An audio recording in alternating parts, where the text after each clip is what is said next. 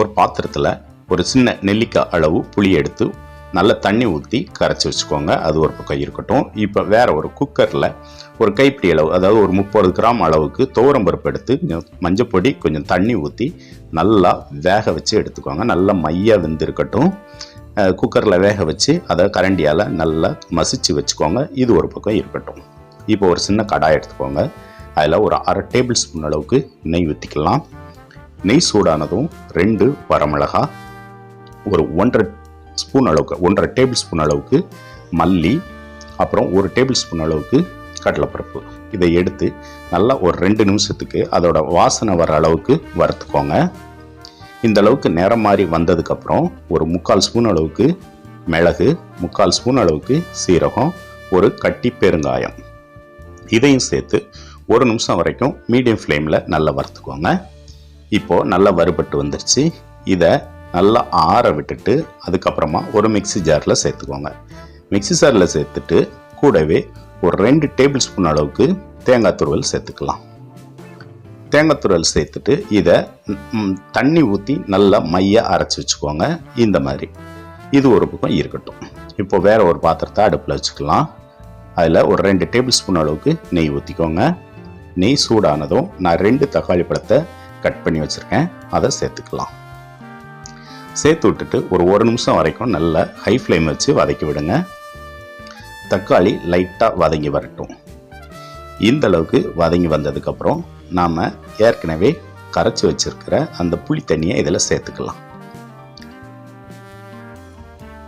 புளியை சேர்த்துட்டு ஒரு முறை நல்லா கலந்து விடுங்க. புளி தண்ணி நல்லா கொதிச்சு வரட்டும். ஒரு 4-5 நிமிஷம் நல்லா கொதிச்சு வரட்டும்.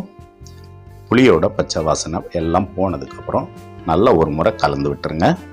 தக்காளி வெந்து பிரிஞ்சு வரக்கூடாது, முழுசாகவே இருக்கணும். இப்போது நல்லா ஒரு 4 நிமிஷம் நல்லா கொதிச்சு வந்துடுச்சு.